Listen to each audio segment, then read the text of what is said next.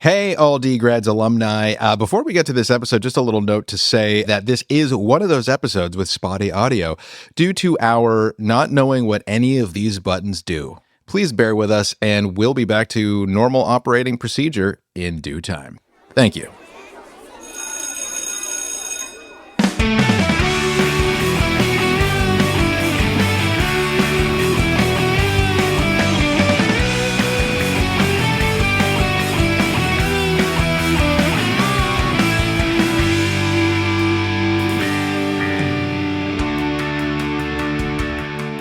Hello, Degrassi alumni. We're back again with another episode of the Degrads podcast with your host, Shane Kipple and Mike Lobel. How's it going? They can't actually answer that question. Are you asking them or are you asking me? I thought you were, okay. How are you doing, Shane? Yeah, that is a good question. I'm all right. I thought you forgot about me here for a second, but I'm excited to tuck into this one. To tuck in? Yeah. Never heard that expression. Well, I have, but not specifically for something like this. Yes, let's tuck right into it, Mike. Let's tuck right into Secrets and Lies. But first, I want to know what the heck was going on the airwaves and in life when this episode was airing. Hey, I mean, like, can't we just small talk for a second? Talk about your wife, talk about the weather? We're just going balls to the wall with this right now. We didn't even say hi to Andy. Hi, Andy. Oh, hey, Andy. I'm always here. He's here even when we leave. He sits in the dark and waits. He lurks. Yeah. Beautiful day in Toronto, a little bit hazy. Let's get to it, shall we? Small talk segment. Oh, no. We had a fun week. We recorded the Things Are Getting Weird podcast. Oh, yeah, that's right. Shout out to their podcast, Drinking the Kool-Aid, which is their main show.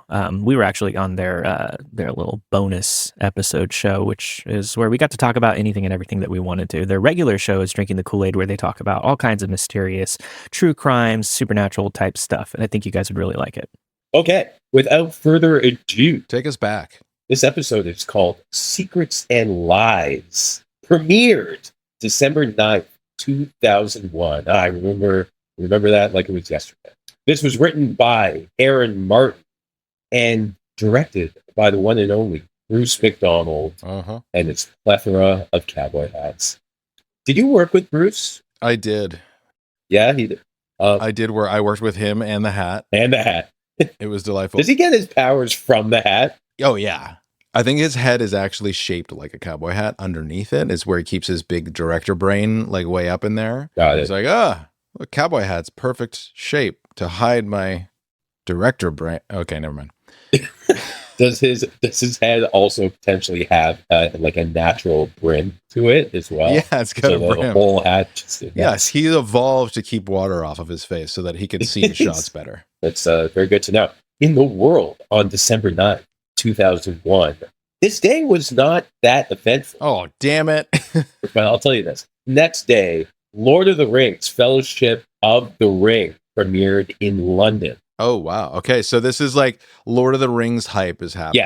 Yes. The Hobbits are taking the world by storm.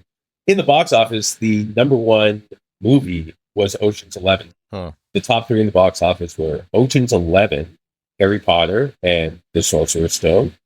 And Behind Enemy Lines, once again, number 3 with Owen Wilson. Oh, wow. Oh, wow. My plane fell out of the sky. Wow. My jet fell. Oh, wow. Okay. Billboard. We do the worst Owen and Wilson impressions ever. That's Andy shaking his head. I was actually sitting here thinking, what is he doing? It's Cars. Wow. I get it. He's doing the car from Cars. We need this to not be in the box office anymore so that we can stop making this horrible impression of Owen Wilson. So the Billboard number 1 song in the world is still Mary J. Blige with Family Affair. The number 1 album this week, it was Creed's Weather. With arms wide open. Oh, I can do Scott's Dab, but I'm not. I'm just going to spare you guys. Just trust me. I can do it. Okay. The number 1 show, again, was CSI. 24 million viewers. Now, I thought this was interesting. Michael Peterson called 911 to report his wife falling No down the way. staircase on this day in 2001. Holy is that- smokes. Is that the same murder case that was part of that Netflix show? The staircase? Yes, Staircase. Yeah. Yeah, Oh, wow. yeah. Okay. Staircase was a great documentary. I still buy the owl theory. I don't know Me if you guys too. know about that one. I buy it. Big Yeah. time. The owl theory? Yeah. Yeah. She had these claw marks on her head that couldn't come from any type of weapon that he might have had or anything that they found.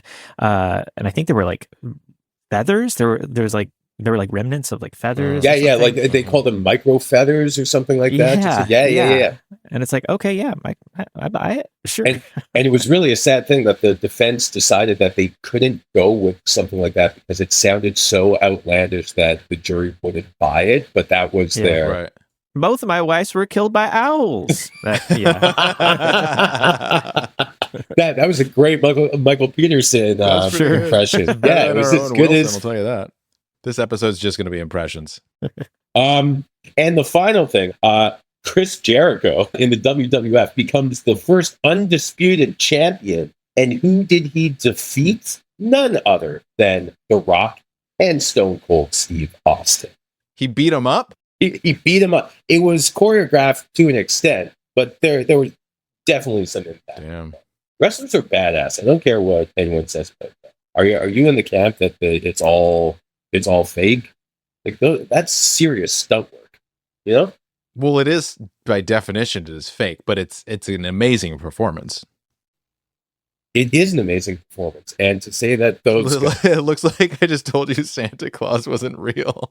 Mike, what episode are we watching today? We're watching Secrets and Lies today, which the first thing that I thought of was our walkie-talkie channels. Do you remember looking at the call sheet on Degrassi, our dailies, and you would see the walkie channels at the bottom, and then one of the channels, I think it was like 6 or 7, said Secrets and Lies.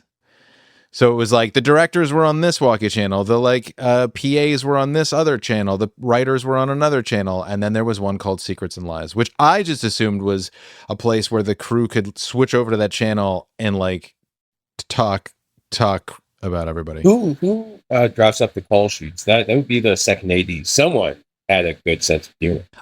So yes, Secrets and Lies. The teaser starts off with Ashley, and she's driving down the street with her dad. She's excited about showing her dad off to the class, and she's explaining this to her dad as he drops her off at her mom's place after brunch. Ashley's mom, being nosy, asks if dad has talked to you about anything else. Yeah. Dum dum dum. What could that mean? What I found hilarious and also awful was just Ashley walking in on a little fight between her mom and stepdad, and her stepdad's just like, "Be careful, she's in one of her moods again." It's like, I haven't they noticed known that. each other for a year? It's a little gross to be throwing her under the bus like that in front of her own daughter. Like, Yeah. it was very, It was very like 50s home. Something out of Mad Men. yeah, totally. Where It's this like, is your just- mother's, yeah. your mother's off the pills. Yeah. It's just very, very off color. So we're on Ashley. She's trying to understand what the heck that could mean. We have no idea. Smash into the opening credits of our beloved Degrassi. It seemed to me right off the bat that there was trouble in paradise with Ashley's mom and Toby's dad, and now she was interested in rekindling with the dad. And That's they how did that they on purpose. It was a red herring, and we all I thought that fell was for coming. it. Yeah, we all fell for it, man. We all Damn fell it. for it. It's the magic of Degrassi.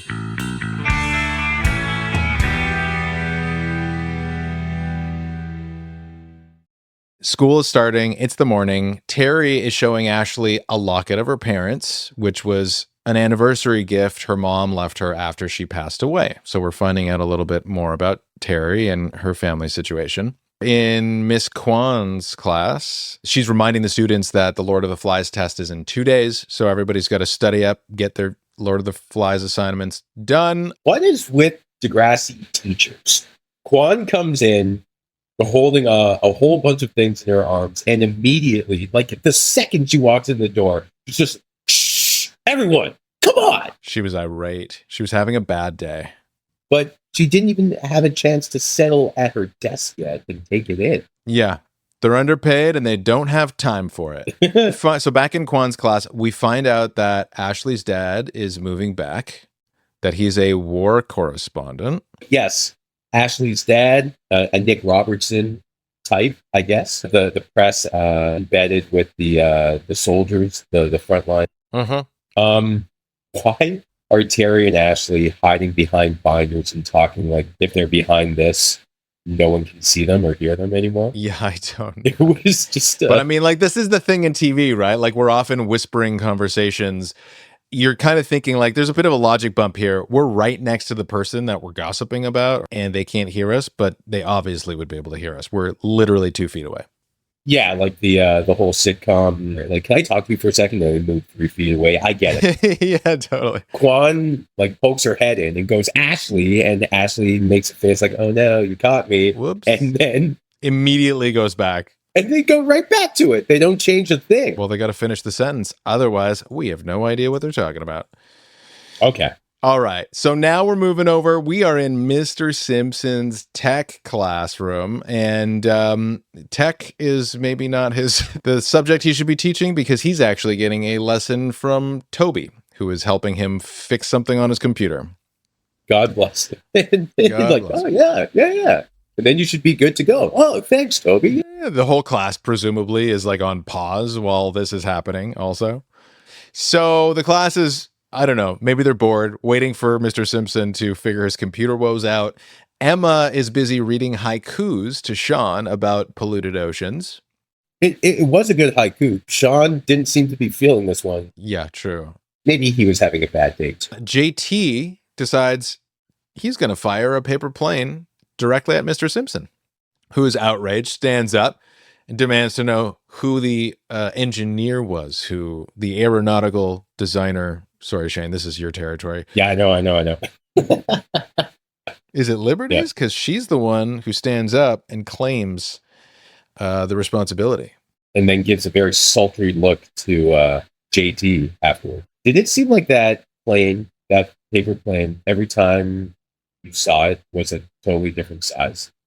It was small, it was large, it was very large. Continuity there. What's the best glide on a paper airplane? It's all best glide. That's it. Anyways, we're not going to jump into that deep end. That's true. So Liberty's taking the heat, the responsibility.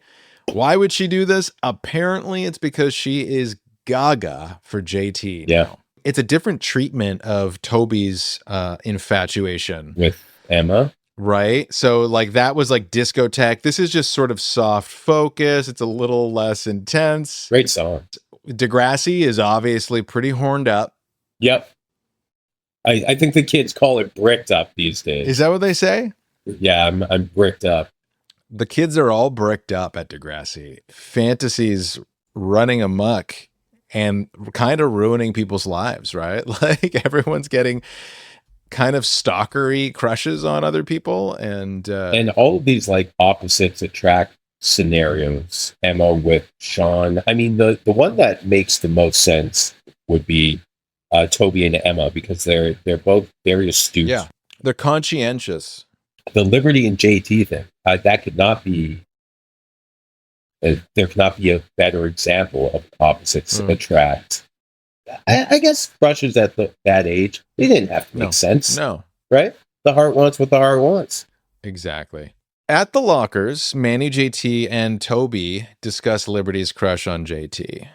When guess who walks up? It's Liberty. She tells JT he's been chosen as a Grapevine Student of the Week, and she wants to interview him after school for the paper. Emma and Manny tease him. Sitting in a tree, yeah. And the slowest rendition of it, to have JT die the slowest of deaths over that, which I would have. Which is kind of like JT is like, that's his whole episode, is dying a slow death in every scene. But yeah, Liberty, she's just going for it. She is stepping into her power big time in this episode. She's not being subtle about things at all. Well, yeah, and she is a straight shooter, right? Like, she does not mince words. She's very open. She's very honest. I really appreciate her character for that. I guess I do too, when you put it like that. Thank you, Mike. You're welcome. Mhm. In Kwan's class, Sean's haiku, which is actually about hating this whole poetry assignment, turns out a perfect haiku, and he nails it. So he gets all the praise for that. That kid fails up every time. He fails up. Yeah, totally. And he's like the quietest character too, right? So he's just, I don't know, maybe there's something to being quiet, observant, and just hanging back until you're called on, and then you amaze the whole class. The overachieving underachiever. Now it's Liberty's turn to recite her haiku, and boy, wouldn't you know what she wrote hers about. It's obviously about her unprofessed and undying love for JT. She is beaming at him from behind her glasses, and JT is noticing this and becoming very, very uncomfortable. Yes. I mean, her second line did have 8 syllables. And I caught that right away. And like, if they let her get away with that, just so she could say exactly what she wanted to in her haiku, and Kwan calls her on it. She is so gaga goo goo for JT. And she's so smart. Like, we know she would normally never do that. She'd ace this assignment. Maybe it was all part of her plan that if she messes up and then Kwan has to draw her attention to it, she could go like, oh no, did I mess up? I guess my head was somewhere else. It could have been funny, speaking of which, it could have been funny if she just like flouted the entire assignment and just read just straight up prose for like 3 minutes right at JT. I just love how uncomfortable these moments are. So we are in Mr. Simpson's class, actually, and Ashley's dad has arrived to discuss his job. This is like the classic take your kid to work day project, which we all had, right? Like, I don't know, Andy, did you have those days in the US? Okay, so my story is I went to kindergarten, Mm-hmm. and then I went to homeschool, Mm-hmm. and then I went to 8th grade, and then I went to homeschool. Wow. And I may have gone to high school a bit. Those years are kind of fuzzy for me. I smoked a lot of weed, and I started drinking kind of early. I also dropped out of high school. I am just a complete failure when it comes to academia. So I don't know. I have no idea. I don't think so. I wonder if your love of Degrassi has to do with the fact that, you know, like it's kind of like a collective high school experience that you get to live vicariously through. Yeah, I related to both JT and Shane a lot. Shane. Spinner? Oh, okay. Spinner. Yeah, sorry, man. I'm getting to know you guys so much by your real names that I forgot your character names. It's doing the opposite effect is happening now. That's okay. Jeez. But I guess, Andy, if you were homeschooled, I guess every day was kind of bring your parents to work there. Yeah. All right. Let's not. All right. Let's not talk about trauma, man. Yeah, okay. Let's get back to the podcast. So Ashley is currently getting what I never got as a teenager. Her father has come in to explain her job to the class. He's a journalist. He's telling war journalism stories to the class. And Paige asks about the shrapnel story. He evidently was injured in the line of duty. Yeah, the girls are swooning over Mr. Kerwin a little bit. And it seemed like Simpson was even a little intimidated. He's like, this man's living life. And I'm stuck in this damn school being taught by students. Like, I want to be this guy. Like, I want to, war correspondent. You've got no fear, and you're like, you dress smart because you are smart, and you look smart, and it's a very exciting life. Yeah, I agree. After class, Terry, Paige, and Ashley talk about her parents' breakup, saying they just didn't really see eye to eye. Things fizzled out. They didn't get along. He left. He went to Europe. So we're starting to sort of see the backstory here of Ashley's family. And then I thought this was really weird as well. Ashley gets a direct question. Well, now that your dad's back, do you think that your parents are going to get back together? And it's like Toby's dad just doesn't exist at all. Yeah, Toby's. It's just, I don't know. Like, I can understand from the perspective of a kid, if you think your parents get along really well, and there is a chance that they would get back together, you would be all about that. But there should be some sort of conflict in the back of your mind, like, oh, she's married now. I mean, that can't Yeah. happen. I Maybe don't want she's her just to cheat. maybe she's just so excited to have Toby gone. Yeah, it could be. And then also, Ashley's dad shows up at the end of that scene as he's leaving the school. And I just noticed he was wearing his pants up to almost his nipples. He looked like a detective in the 20s. Yeah, that's how war correspondents wear their pants, Shane. Okay, good. Sorry. He was doing good character research there. But did you catch that? Andy, I saw you nodding over there. Did you catch how high his belt buckle was? Yeah, it was you're right. It was very 1920s gangster style. And I'm just wondering if our wardrobe budget was very low and they didn't size him properly. Like, all we got are the XXLs for you. Seems like our wardrobe budget was too high because he had too much fabric. See what I did there? Okay, that's a good one. Please just end me. And we should also mention that Ashley's dad, Robert Kerwin, is being played by the actor Andrew Gillies. Shout out Andrew Gillies. Perfectly cast for this role. Yes. We are now in the Degrassi hallway and we are hearing a disembodied voice. Toby is walking down the hallway and he hears JT speaking to him from inside of a locker. He's hiding from Liberty. He's pretty freaked out because he just does not know how to deal with this crush. Toby finds him in there and explains what he's doing when Liberty pops up and snaps a photo. Yeah, what was the reason for that photo? I think it was for the paper, right? Like Was it for the paper? I mean, I think it's probably for her personal collection, to be honest.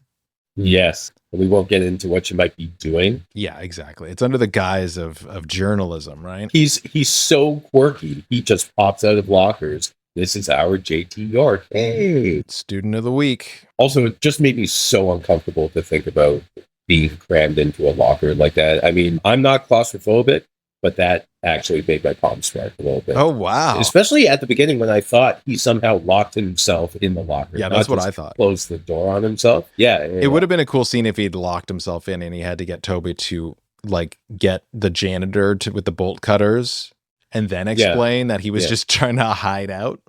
But I guess, like, how would you lock yourself in? It doesn't make sense. Exactly. That's what I'm trying to, how do you lock yourself in? You need help. But Liberty ain't letting JT get away. She needs him right now to do this interview for the school paper. Obviously, JT is beside himself. He does not want to go. So he makes up some random excuse about dance lessons. Well, he sees the flyer on the wall for dance lessons and decides that's it. That's kind of like the theme for this episode is like he's flailing around and grabs on to the first excuse he sees in. Yeah, that's what I'm doing. I'm doing dance lessons. She looks at him, sees right through it because she's smart, and grabs her man to drag him off to do this interview. You know, she goes after what she wants. As you said, she's very direct. Ashley and her dad arrive at her house. He's dropping her off. Her mother comes up to greet them, sort of, hey, how are you? Long time no see. You know, they start to chat. Okay, Ashley, like you go in. I want to talk to your dad. And she ends up kind of hanging around and ends up she spies them basically kissing. There's like a little kiss there, a peck on the lips. And I'm thinking at this moment, like, oh my God, they are getting back together. Right. Yeah. And she hasn't told her current boyfriend any of this. Because apparently he doesn't exist. Yeah, there were actually two kisses. There was a first kiss on the lips when Ashley's mom came out and leaned into the car. And then it's like, actually, could you go away while your dad and I kind of reacquaint for a little bit? And then there are more kisses. And Ashley just seems very pleased with this, not conflicted about what this could possibly mean. There was also one other thing I wanted to ask you about.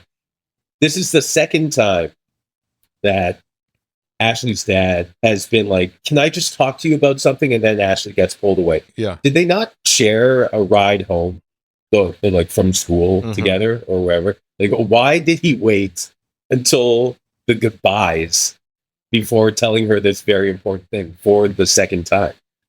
Well, I think it's just that hard for him, right? Like he doesn't want to do it and he's trying, but he doesn't want to ruin the moment. He knows it's going to be maybe not so good. And she would possibly roll out of the car if they were in motion. Yeah, I don't know. I think he's just afraid. I think he's afraid and he's leaving it to the last minute and trying to push it off. Fine, I'll accept that. That's what I think. You're blowing every opportunity. Like, oh, can I tell? Oh, I think because he hasn't seen her in a long time, I think he wants to sort of soak up every minute, conflict free, just enjoy their company. But he's got to do this really hard thing. And he's, you know, like he's not able to do it. Like he's just not able to work up the courage. I really want to know what the really hard thing is. We still don't Well, know. guess what? We're getting to that right now.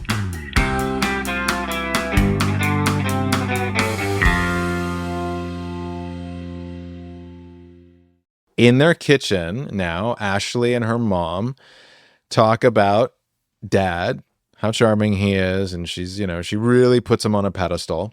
And so Ashley, who thinks at this point, we know that she's thinking, oh my God, they're going to get back together. She does ask if they're getting back together, right? Was that in my imagination? I think so. Once again, with no follow-up questions. So what about Mr. Isaacs? Yeah, what about what about Toby's dad? And her mom does say finally, I think, well, first of all, she's like, I can't believe, you know, your dad hasn't told you. He was supposed to tell you this. But it's not actually about that. And then Ashley even sort of volunteers, half kidding. It's like, it's not like he's gay. And we can tell immediately, and so can Ashley by the expression on her face that, in fact, he is. And her mom corroborates that. And she's known that for a very, very long time. And Ashley is floored. Nice push in. That's right. You caught that camera move. Yeah, no, it was good. Yeah. Classic Bruce McDonald. Yeah, classic McDonald push in there. So boom, there it is. It's all out in the open. Ashley's not impressed. She's not happy. Have you ever accidentally, like, and not necessarily outed someone by accident, but have you ever just, you know, been in a moment where you forced someone into telling their secret when they weren't quite ready to do it yet, whatever that may be? I did accidentally out somebody in high school, and I still feel horrible about it. I still think about it.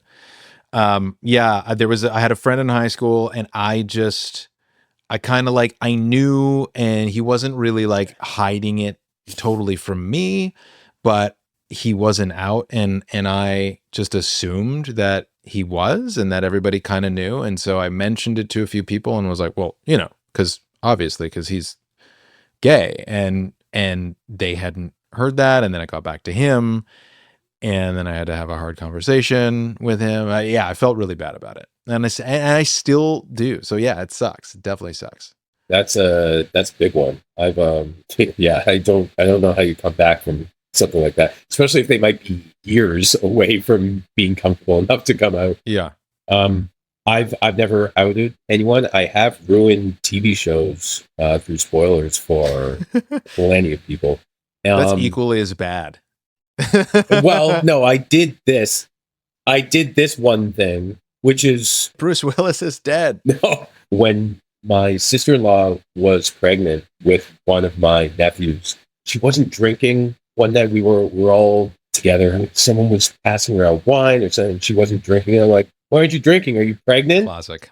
And they hadn't told anyone yet. Well, that's actually why we called you all here today. Oh. All right. Well, I will, to ease your mind, Shane, I think that's actually how a lot of people find out that their friends are pregnant or family. Like, but you're usually the most drunk. What's going on? Pregnant? Yeah. Which my thought is, if you drink that heavily, how much, I shouldn't say this, how much damage did you do in that first month before you realized you were pregnant? You said it. You said the thing. You said the thing. We all think. Listen, we're being open and we're being honest, and I feel bad about adding people, and you feel bad about adding people, and we're just people trying to get through this crazy life, not outing as many people as we possibly can. It's hard. It's a hard life. It's hard, man. I typically do one a week, one a month, but I'm trying to do it on a bi-monthly basis. Yeah. Max. Anyway, progress, not perfection. Okay, what else happens in the episode, Mike? JT and Toby back at school. Next day, they are now discussing the mechanisms of two men being together. JT is just, he's just like totally confounded. Men are stinky. They have muscles. Like, how could you want to get close to that? It's very funny and adorable. Toby says, I don't know, JT. Some people are just gay, I guess, which is maybe up there on like my like leaderboard of most iconic character lines on the show so far. Yeah. Now, he did emphasize gay a little. He's like, I don't know. Some people are, he didn't say it, like, some people are just gay. He's like, I don't know, JT. Some people are just gay.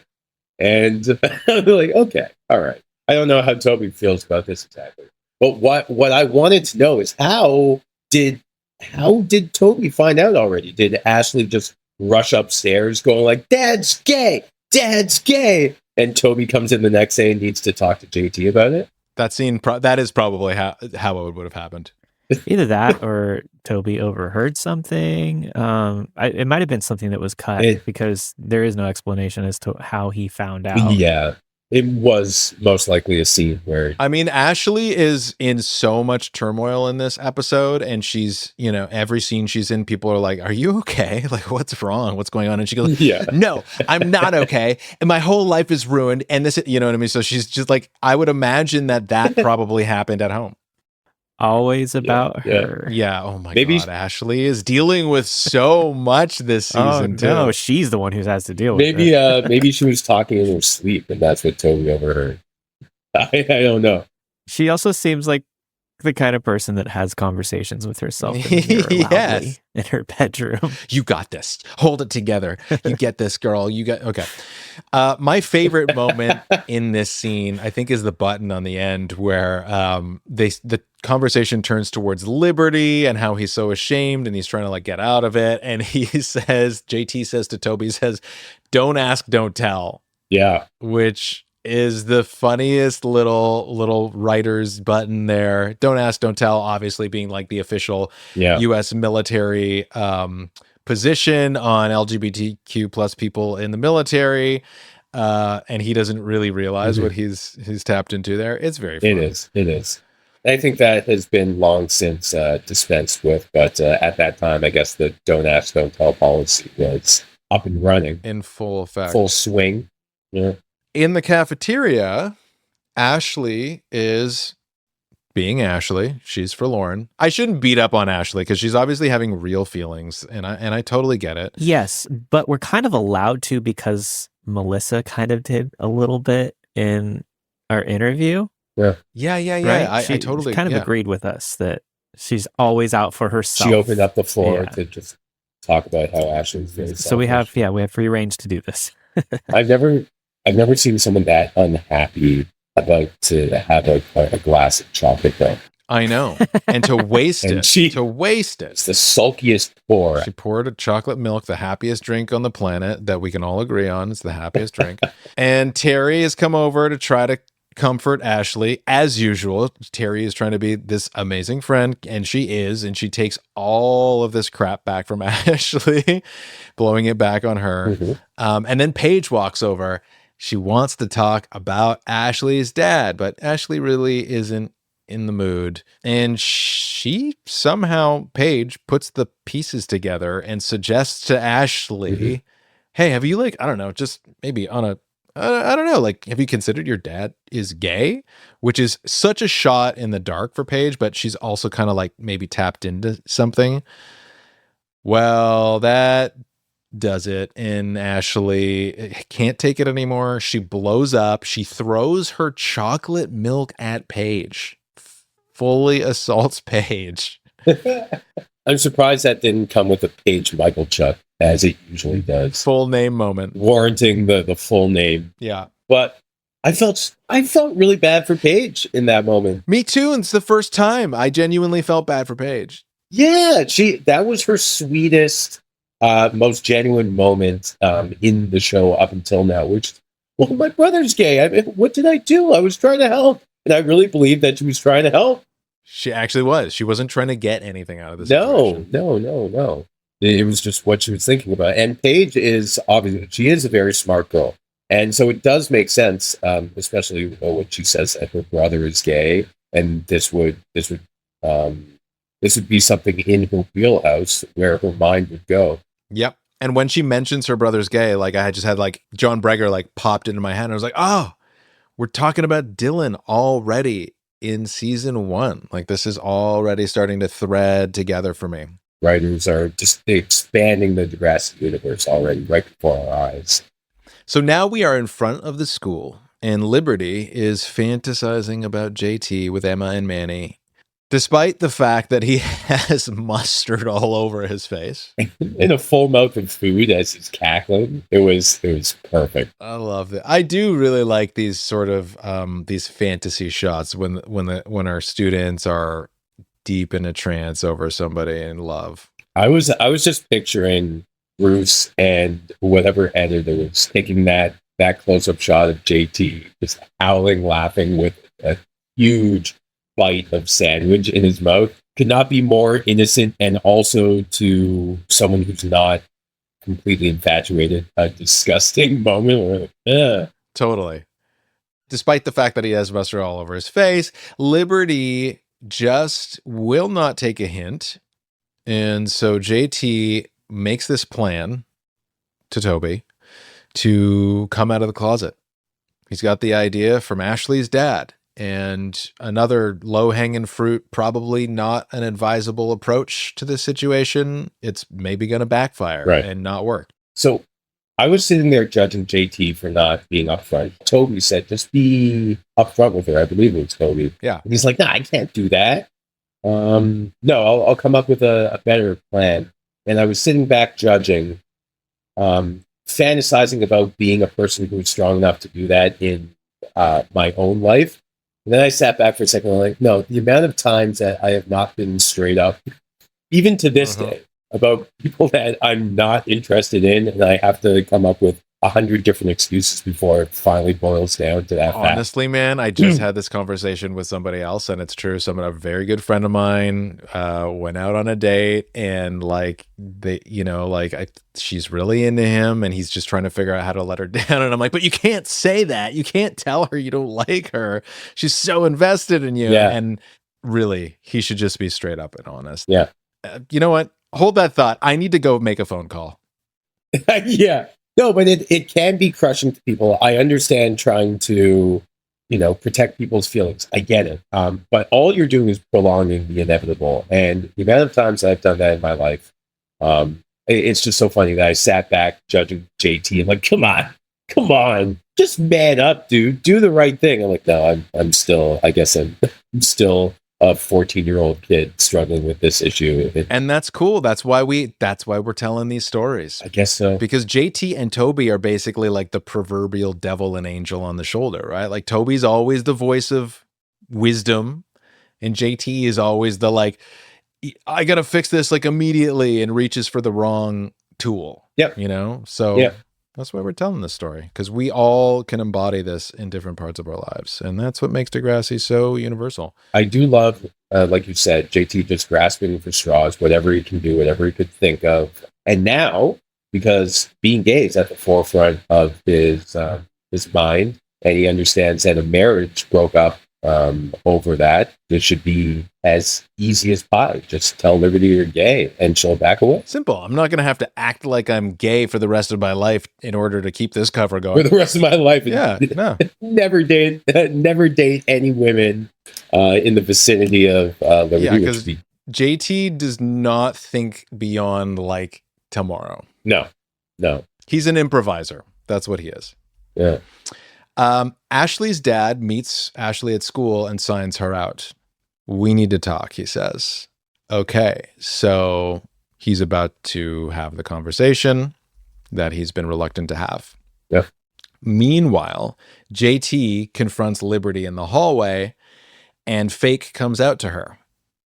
Liberty looks totally broken. She pretends like she doesn't like JT at all, just to cover for her feelings. It's our little secret, she says, but she's crushed. Yeah.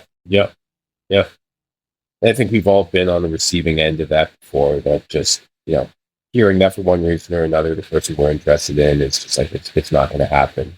Oh, I've been there more times than I can count. And you need to protect yourself, but it hurts. Dating sucks. I was like, oh no, I didn't really want that. I mean, like, I'm surprised you wanted it that badly. I was like, maybe I thought about it, but like, it's not the end of the world. I gotta go. Oh, who, me? Oh God, no. Yeah. Then you run to the bathroom and you cry. Yeah. In front of the school now, Ashley's father and her sit on the bench, and he admits that him and her mother thought that it would be best to wait until she was older to tell her, that he needed time, he needed to process, he needed to go find himself, even though he says, like, I know this is going to sound selfish, but it's just, I really need to do this. It's just the way I am and I can't change it. He tells her that he loved her mom still, right? It's not just for show. He's just not in love with her like that, but he cares deeply about her and Ashley. He tried to make it work and he hates himself for hurting them. Mm-hmm. This is a very sweet and touching moment. It was a very sweet scene. I think it also spoke to, at a time when being openly gay was becoming much more accepted. It was still the nuances that many people didn't understand, and knowing that the dad tried to make it work, but it's not like he was lying to himself being in the marriage. It seemed like this was a case of him not trying to cover up being gay by getting married and having a family. It was more like he discovered it through the course of the marriage, and it was a cool perspective that I'm sure a lot of people weren't privy to at all at that point. It seemed like Ashley was getting it. She understood him, but she's upset that she was lied to by her parent, right? Like, for her, it's about the honesty thing. Which I can understand. And as a kid, like, children think that they're more grown up than they actually are. Yeah, of course. She had to develop a little bit more mentally, get a little bit older to be able to process something like that properly. And her dad came back with a good line, like when she said, "I'm old enough now." I was like, yeah, you're still mad about it, right?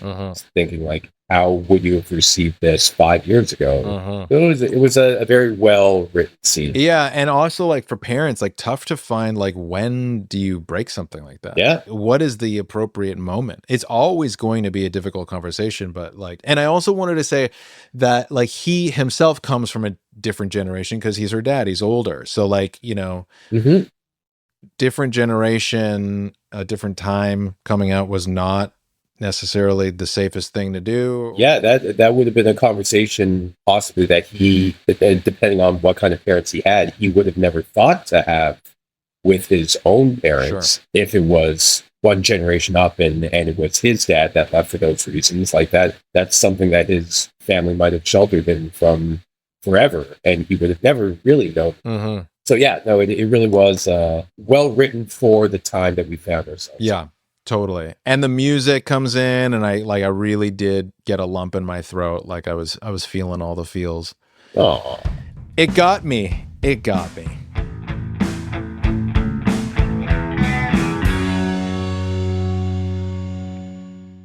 Back in class, JT is playing gay. He's overdoing it a little bit to keep the ruse going. A little bit. Toby does say, like, you might be. I want to tone that down a bit. Do you think they would still be able to do something like that if a storyline like that came up today? Do you think that acting like JT did I don't know. I don't think a redeemable character would act like that now. Fair enough. Yeah. I'm like, my mind is flashing forward to a Jay moment. Yeah. Where I make fun of a deaf kid for being deaf, and it's awful. It's just so awful. It haunts me. I think about it still. I'm like, I committed fully to the bit, and I think about it and I go, I can't believe I did that. So yeah, I feel like it's a little bit like that. He's kind of He's being the stereotype, which at the time, this was what the stereotype was. Yeah, so. and he's so young, and he's just exactly as you said. That's what the stereotype was, and how's he going to act it up? The only way that to him gay people portray themselves, so flamboyant. They're like, okay, all right, sure, man, well done. It's funny, and I think the writers were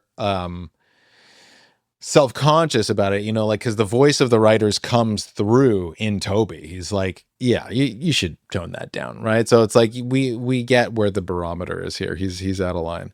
Yeah. Liberty is offended by this and storms out. Yes. I think it was when he threw his arm around Toby that she just really couldn't do it anymore. But like for Liberty, what is it? Is it like, are we supposed to believe that she's going like, oh my God, he really is so gay. I was blind this whole time. Yeah. Or she's like, no, this is... She must see through it at this point, right? Like, I see right through this. Yeah. I don't know. Back on the bench with Ashley's father and Ashley, he reveals that he has a partner that he's been with for quite some time because Ashley remembers him as a kid, as her dad's best friend growing up. So now she's thinking, oh my God, like you left us, me and my mom, you left us for Christopher. And so this is where she starts to feel really betrayed and lied to. He must have left them for Christopher. Yeah. And all those memories come crashing back in, and you're like, okay, so all of this was a lie. How long were you having an affair for? Did it start as an affair? Like what's going on here? The blonde guy with the mustache, again, like a very stereotypical description of I don't know what image popped into your head. It was like a blonde Freddie Mercury. Yeah, pretty much. Like, the guy has to have a mustache. Of course he has to have a mustache. Yeah, but Ashley did not take that well. Yeah, and it is a betrayal. It's like, oh my God, so you cheated. You're telling me that you like emotionally had an affair on my mom and probably cheated on us, and that's why you left us. I would be upset too, Like I could see being very upset for that. But once again, upset that there might have been an affair there, but the idea of her parents getting back together is still not a thought towards Toby's dad. I'm not going to let this go. Be consistent, Ashley. Mm-hmm. If you're against cheating, you have to be against all cheating. Right. Not just when it serves you. That's right. Team Toby's dad. Okay, so back in the school hallway, Liberty asks JT, "Hey, don't you think you should come out in the school paper because it could help other kids?" Which is like, that's a heck of an ask. And that's it's obviously all too much for JT. He can't handle it. The lie has gotten ahead of him, and he has to admit what he's done. He lied. Do you think that was a test? Though? I think it was. I think Liberty knows at this point. Yeah, to go that far out to ask him to come out in the school paper seems like, okay, I understand what's going on here, and I'm going to force you into fessing up. Which he did. Also bringing up the boy band mixtape.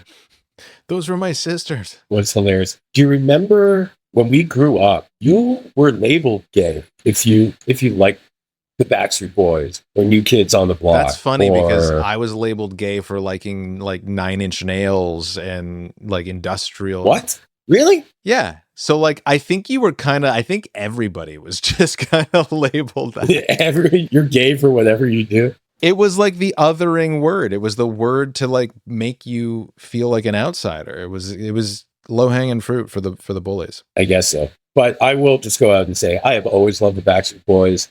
I liked NSYNC. Backstreet Boys were still my jam. And even though I took a lot of heat for it, and then I became like a private listener, I would never like jam out to it in public. I always loved them. Come at me. I can't believe you like the Backstreet Boys way better than NSYNC. That is just shocking to me. Justin Timberlake, man. I know, but there was more depth to the Backstreet Boys, I don't know. And anytime you go out to karaoke, are we hearing NSYNC songs? No, but they're like 10 Backstreet Boys songs. No, I'm going through the book being like, where the heck are all the Nine Inch Nails songs? Yeah. To bring the audience way down. Let's ruin the vibe of this part. Yeah. Sing the saddest song on the planet. So it's all too much for JT. He admits that he's a liar. You just wouldn't take a hint, Liberty. Which is funny because like I don't remember seeing any hints, really. No, there were no words spoken by him to make Liberty think that this was not going to happen. So yeah, don't turn the tables on there. That's right. Yeah, and she's crushed. Everybody's crushed in this episode. It's just a horribly messy episode for everybody involved.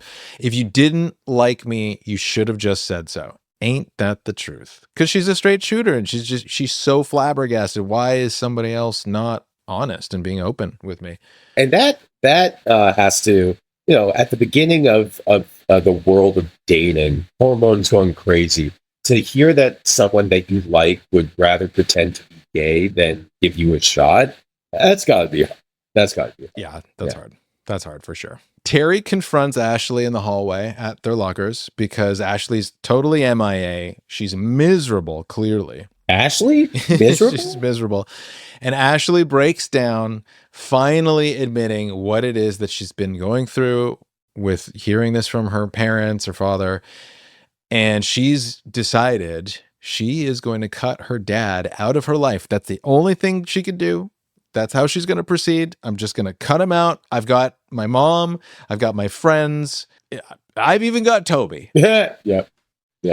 And then Terry comes in with the words of wisdom that she could have said from the beginning if Ashley just was honest with her and told her what was really wrong, because Terry is an amazing friend who, even though Ashley goes off on her and insults her terribly, she always comes all back. The time. Always comes back Yeah. and pulls Ashley out of the slump.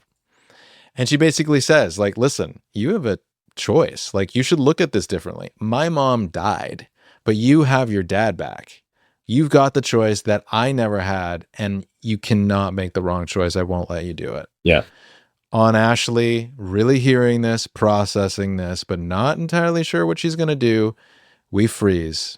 Chrissy, all she's trying to do is be there for her friend. In every episode, she's supportive. She's there for Ashley. And when Terry is in her time of need, Ashley is really pour salt on the wound for everything that Terry did. She's pouring salt on the... She, like, doesn't... Why did she still want to be her friend? She doesn't like when Terry is trying to help her. She's just, like, getting emotionally flooded, and then she takes it out on Terry. Yeah, just let me be angry. I mean, I think we all know that there are many, many people... I think that's a very human thing, and I've actually noticed it in myself. I was going to say... Yeah, I think it's pretty universal because I do it too. And I realized it after the fact that I was feeling that way, and that's why I was acting like that. And it's, for me, it's like I either want help or I want to vent. Yeah. This always tends to fall into these two categories, and I've noticed it in myself. And now I can actually better understand like my partner, because if you can sort of, in the beginning, if you could go, is this a help thing? Like, do you want advice, or do you want me to just like listen? Then you can like circumvent all that stuff. Yeah. But lots of people also think the funny thing is, if you ask them what they need, they don't even know exactly what they need. Totally. It's hard to know. So whatever answer, it's hard to know. We are complicated. We don't even fully understand ourselves. This is like my goal of my 40s has just been able to be like, wait, like, what am I actually feeling at any given time? Because I'm actually I can tell you kind of like what I'm thinking, but I can't really tell you what I'm feeling. Like, there's a disconnect there. So this is my next decade of work, is trying to figure out what I'm feeling. Okay, sorry, Andy, hit us with the mailbag. If y'all have any questions, make sure you email us at dgradspodcast@gmail.com. We like to answer your questions here in the mailbag segment. This week we have one from Dakota H.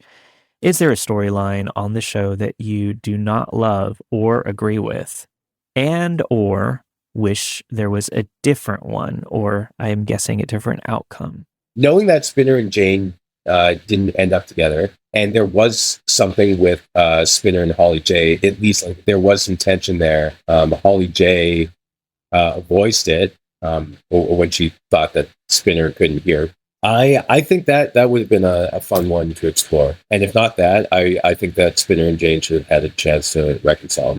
Dang.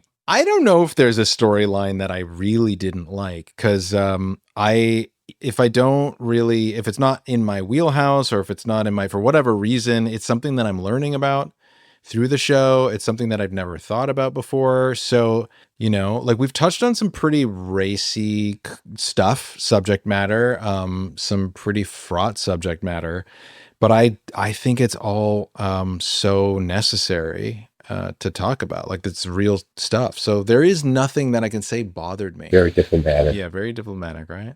The show's perfect. There's nothing wrong with the show. I think even the most hardcore Degrassi fans disagree with you there. Yeah, no, definitely Emma and Spinner should not have been together. You know what I really would have liked to see? A spin-off where Jay Hogarth becomes a minister and marries people, but is also still kind of a scumbag, and so he's like doing weird, shady stuff. And then his business as a minister, kind of like a Better Call Saul kind of thing, Breaking Bad-esque vibe. Oh wow, does that count? Yeah, no, it totally does. We'll go with that. Sure, that's it. Thanks for the question. That'll about do it for the mailbag. That's about all we have time for right now. But we have plenty of questions to get into, and we'll have plenty of bonus content on Patreon to get into. If you guys want to sign up for our Patreon and support the show, go to patreon.com/dgrads. You're going to get ad-free versions of the episodes a week early. You'll get them the week prior, usually Thursdays or Fridays. And we're going to have some bonus content coming up for you. I know we keep saying that, but we actually are working on it this week. And we'll get to a lot more of those mailbag questions. Thank you, everyone, so much for listening. We really, really appreciate it. And also, wherever you are listening to those podcasts, please rate and subscribe, download, and tell your friends, because we want all the Degrassi fans included in this adventure that we have well embarked on now. This has been the Degrads podcast with Shane Kippel and Mike Lobel, and we'll see you all next week.